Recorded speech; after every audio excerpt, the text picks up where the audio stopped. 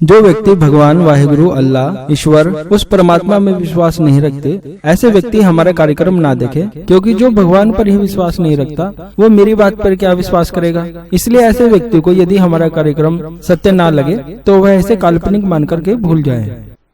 यदि कोई सबसे ज्यादा प्रचलन में कोई साधना है, सबसे ज्यादा विख्यात कोई साधना है, तो वह माँ गायत्री की साधना मानी गई है। क्योंकि आज गायत्री मंत्र का चमत्कार तो विज्ञान भी मानता है और यह प्रमाणिक भी कई बार हो चुका है कि यदि हम विधिवत रूप से गायत्री मंत्र का उच्चारण करते हैं तो हमारा आभा मंडल शुद्ध होने लगता है और एक पॉजिटिव ऊर्जा हमारे शरीर के चारों ओर निहित होती है। तो इससे साफ प्रतीत होता है कि गायत्री मंत्र में कितनी चमत्कारिक शक्ति विद्यमान है। लेकिन भूल हमें वहाँ पर होती है जब हम ठीक से साधना नहीं करते, मंत्र का जाप नहीं करते, उतना ध्यान एकाग्र नहीं करते जितना कि साधना की सफलता के लिए चाहिए होता है। और माँ गायत्री की साधना वैसे भी बहुत ही अत्यंत सरल साधना है, क्योंकि यह बहुत ही सात्विक साधना है और इसे कोई भी व्यक्ति कर सकता है। बच्चों को तो यह अवश्य करनी चाहिए, क्योंकि गायत्री मंत्र का उच्चारण करने से मैंने आपको बताया कि पॉजिटिव ऊर्जा उत्पन्न होती है और वह ऊर्जा, वह शक्ति हमारे शरीर के रोगों को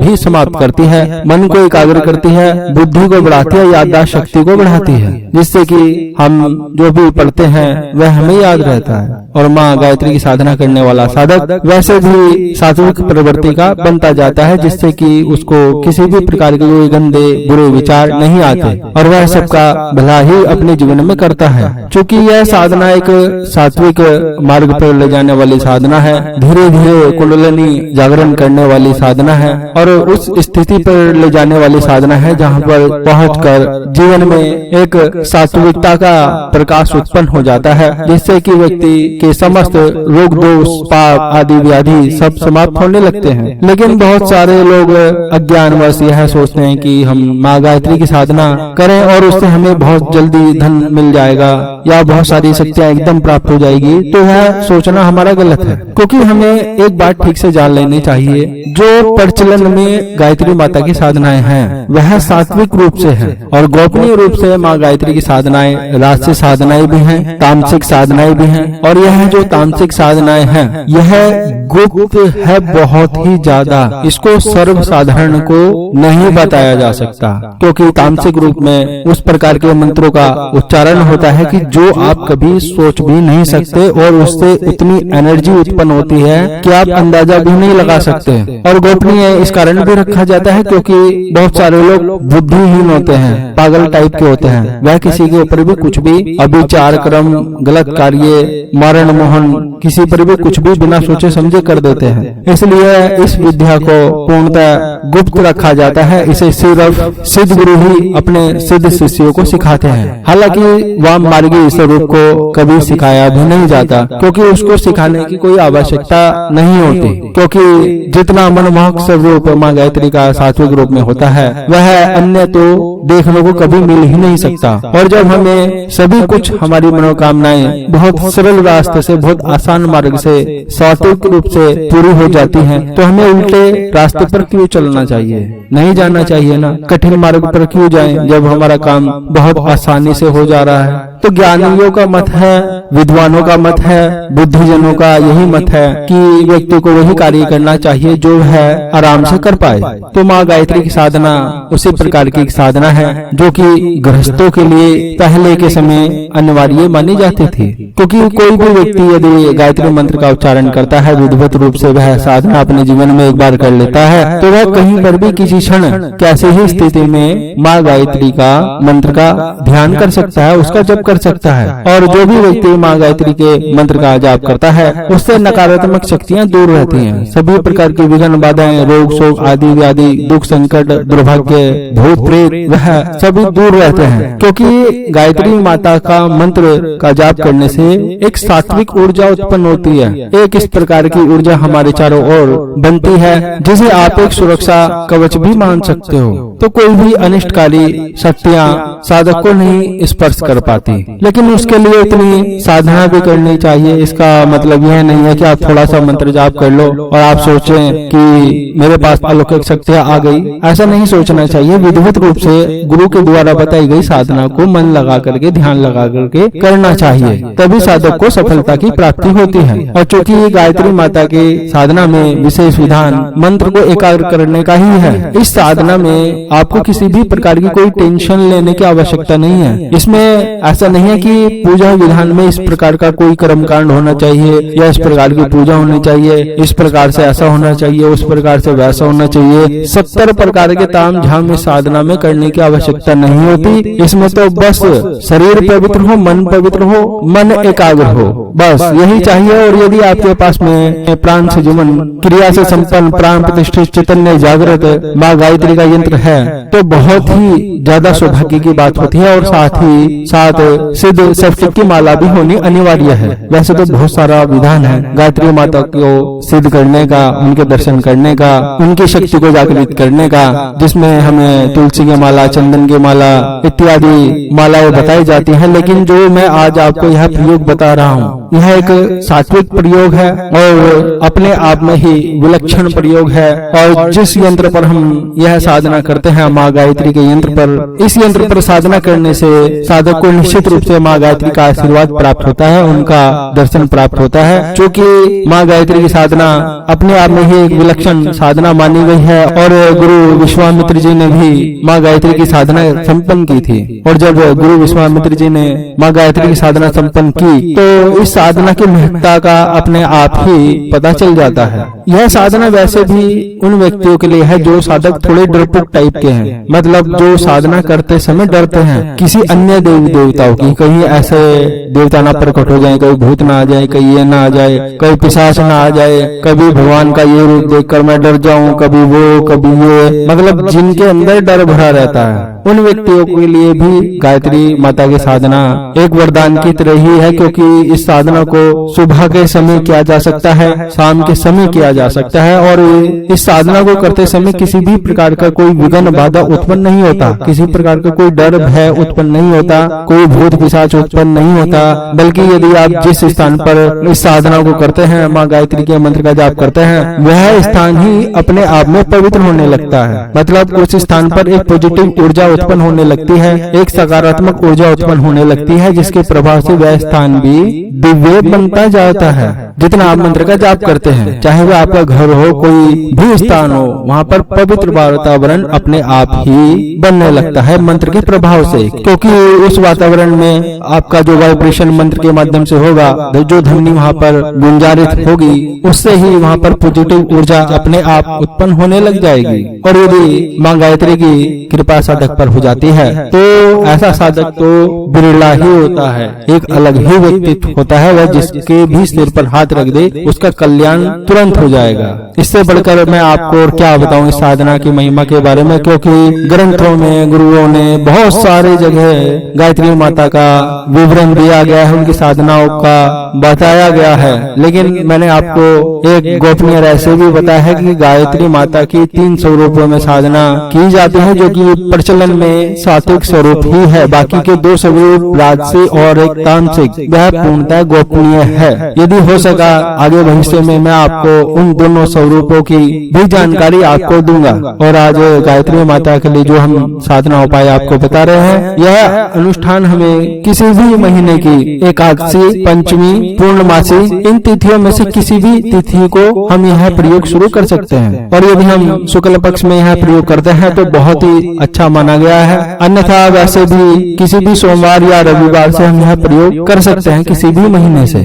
अब इस साधना का विधान बहुत ही सरलतम है और साधक चाहे तो वह सफेद रंग के वस्त्र धारण कर यह साधना कर सकता है, या पीले रंग के वस्त्र धारण कर साधना कर सकता है, या लाल रंग के वस्त्र धारण करके भी यह प्रयोग कर सकता है। और इस प्रयोग को करने के लिए आपको जरूरी नहीं है आपके पास में पूजन कक्ष ही होना चाहिए। इसको आप कहीं पर भी कर सकते हैं, चाहे आप अपने घर की छत पर कीजिए, चाहे आप सार्वजनिक रूप से अपने आंगन में कीजिए, चाहे आप कहीं पर भी किसी स्थान पर भी इस साधना को कर सकते हैं। लेकिन जब भी आप मंत्र मंत्र का जाप करें, आपको कोई रोके टोके नहीं, आपकी ये कार्य में कोई व्यवधान उत्पन्न ना करे, बस इतना होना चाहिए और आपका ध्यान अपनी साधना में लगा रहे। और यदि आप खुले में साधना नहीं कर सकते तो बहुत अच्छी बात है, आप अपने पूजन कक्ष में ही साधना को करें, जिससे कि आपका मन भी इधर उधर नहीं भटकेगा। अब आप इस साधना को करने के लिए अपने सामने एक पटरी लगा लीजिए, उसके ऊपर आप सफेद रंग का या पीले रंग का या लाल रंग का, इन तीनों में से कोई भी वस्त्र स्थापित कर दीजिए और ठीक चौकी के बीचों बीच आपको गायत्री माता का प्राण प्रतिष्ठा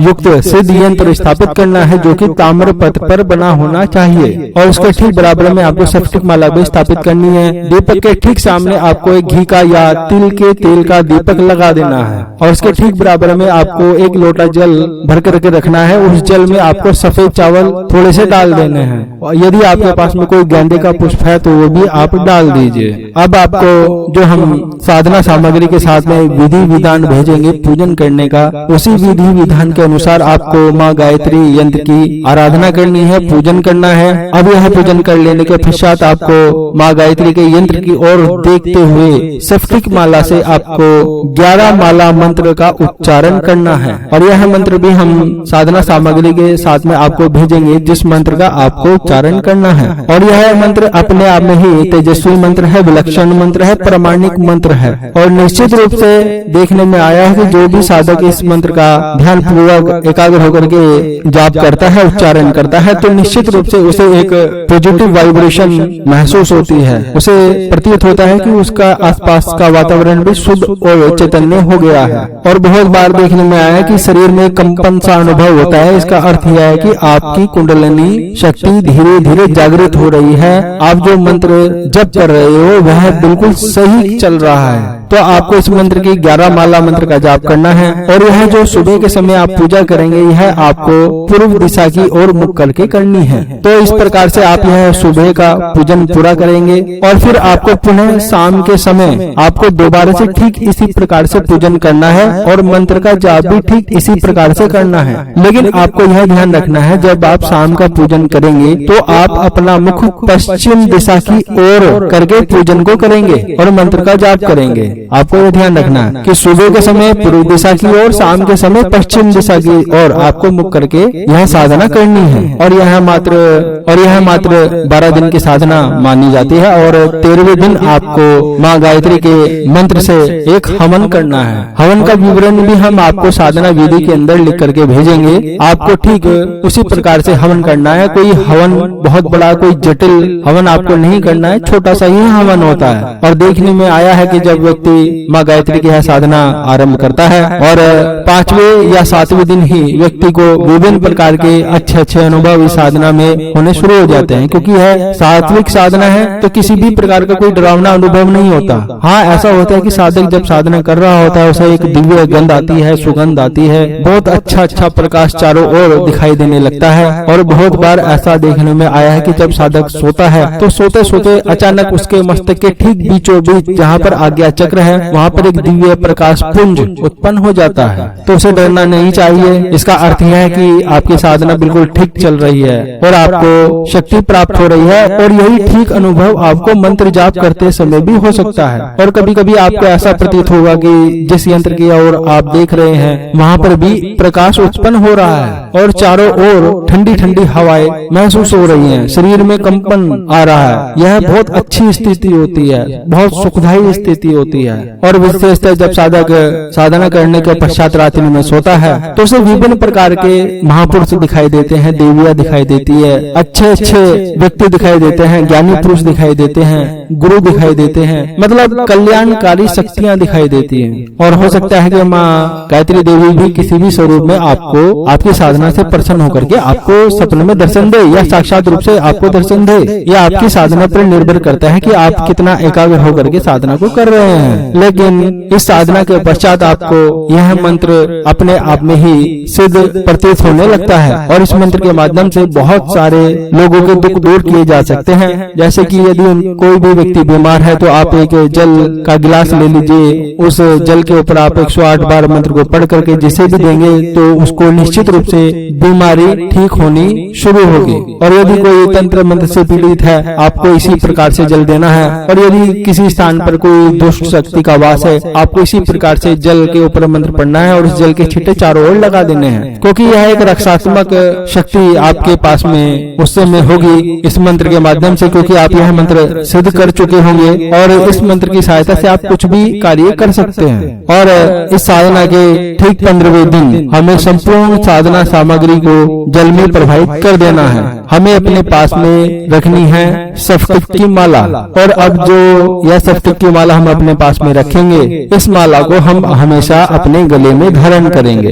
इससे अब हमें कभी मंत्र का जाप नहीं करना है, आप यह ध्यान रखना। और यदि कभी किसी कारणवश माला खंडित हो जाती है, टूट जाती है, तो उस माला को दोबारा से नहीं जोड़ना है, उसे किसी भी जल में प्रवाहित कर देना है। मैं बहुत से कार्यक्रम में यही कहता हूं कि आप लोग जो भी पूछना चाहते हैं, कहना चाहते हैं, उसके लिए आप व्हाट्सएप पर मैसेज कीजिए। यदि आप मैसेज नहीं लिख सकते तो आप बोलकर वॉइस मैसेज भी भेज सकते हैं, लेकिन आप कृपया कर कॉल मत करें, क्योंकि बहुत से लोग हैं बार बार फोन करते रहते हैं। तो मेरा उनसे आग्रह है वह ऐसा मत करें, बार बार कॉल मत करें। आपको जो भी कहना है वह आप मैसेज के माध्यम से व्हाट्सएप पर अपना मैसेज भेजिए। मैं आपको साधनाएं सिखा रहा हूँ, बता रहा हूँ, तो आप मुझसे भी यही सवाल आकर के कर सकते हो कि क्या आप हमें कोई छोटा मोटा चमत्कारिक अनुभव करा सकते हो। लेकिन आप यह ध्यान रखना, जो भी व्यक्ति मुझसे आकर के यह बोलता है कि क्या आपके पास में शक्ति है या कुछ इस प्रकार का, तो मैं तो सबको एक ही बात कहता हूँ कि मैंने अपने जीवन में कोई शक्ति प्राप्त नहीं की, सिद्धि नहीं प्राप्त की, ना ही मेरे पास में कोई अलौकिक शक्ति है, ना ही मैं कोई गुरुजी, बाबा जी या बहुत बड़ा ज्योतिष आचार्य हूँ। मैं तो एक आप ही की तरह एक सामान्य व्यक्ति हूँ, आप ही की तरह। लेकिन आप मेरे पास में आए हो तो हम मिल करके भगवान की पूजा उपासना करेंगे। अब मैं जो आपको बताने वाला हूँ यह आप मेरी बात पर विश्वास मत करना, आप अपनी आंखों से देखकर ही विश्वास करना, क्योंकि लोग यह कहते हैं जब वह हमारे पूजन में सम्मिलित होते हैं और जब हम माता की पूजा उपासना करते हैं तो बहुत से लोगों को ऐसा प्रतीत होता है कि उन्हें साक्षात माँ काली के दर्शन हो रहे हैं, उन्हें विभिन्न प्रकार की अनुभूतियां हो रही है, उन्हें ऐसा लगता है कि उनके आसपास कोई शक्ति घूम रही है और उन्हें विभिन्न प्रकार की ऐसी अनुभूतियां होती हैं जो उन्होंने अपने जीवन में कभी महसूस नहीं की। और जब आपको ऐसी दिव्य अनुभूतियां हो कि शक्ति आपके आसपास ही है, तो आपको हाथ जोड़ लेने चाहिए और मन में जल्दी जल्दी वह सब मांग लेना चाहिए जो आपकी अभिलाषा हो, जो आप जीवन में चाहते हो कि आपको ये सब चीजें प्राप्त हो। जो भी आप चाहते हैं वह सब चीजें आपको प्रार्थना के रूप में मांग लेनी चाहिए जल्दी जल्दी। और यदि आपको किसी भी प्रकार की कोई भी दिव्य अनुभूति, चमत्कारिक अनुभूति ना हो, तो आप समझ जाइएगा कि सच में ही मैंने कुछ नहीं किया। तो जब मैंने कुछ नहीं किया तो फिर मेरे बताए प्रयोग को करने से क्या लाभ है, मेरी बताई साधना को करने से क्या लाभ है, मेरी किसी भी बातों को बताने का क्या लाभ है, उसे आप बिल्कुल मत करिएगा। लेकिन मैं फिर भी आपको यही कहूंगा कि यदि आपको कोई भी दिव्य अनुभूति हो, कोई चमत्कारिक शक्ति के दर्शन हो, तो इसका ज्ञान मुझे नहीं है। मुझे नहीं पता आपको कैसे दर्शन हो रहे हैं, कैसे अनुभूतियां हो रही हैं। मैं तो एक सामान्य आदमी हूँ। यदि आपको शक्तियां दर्शन दे रही हैं, तो इसका अर्थ यह है कि आप एक अच्छे आदमी हो, अच्छे इंसान हो, आपकी आत्मा शुद्ध है, सात्विक है, आप एक सच्चे मनुष्य हो। ये हो सकता है, क्योंकि जब गुरु परंपरा के अंतर्गत व्यक्ति साधना को सीखता है तो उसके पूज्य गुरुदेव उसे यही निर्देश देते हैं कि आपको कभी भी अपने मुख से यह नहीं बोलना है कि आपके पास में शक्ति है, सिद्धि है, आपने उच्च कोटि की शक्तियां प्राप्त की है,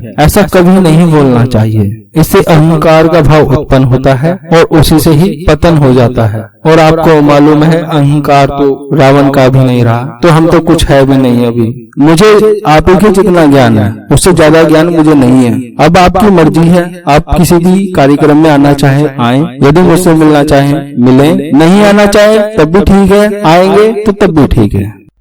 मैं बहुत से कार्यक्रम में यही कहता हूं कि आप लोग जो भी पूछना चाहते हैं, कहना चाहते हैं, उसके लिए आप व्हाट्सएप पर मैसेज कीजिए। यदि आप मैसेज नहीं लिख सकते तो आप बोलकर वॉइस मैसेज भी भेज सकते हैं, लेकिन आप कृपया कर कॉल मत करें, क्योंकि बहुत से लोग हैं बार बार फोन करते रहते हैं। तो मेरा उनसे आग्रह है वह ऐसा मत करें, बार बार कॉल मत करें। आपको जो भी कहना है वह आप मैसेज के माध्यम से व्हाट्सएप पर अपना मैसेज भेजिए।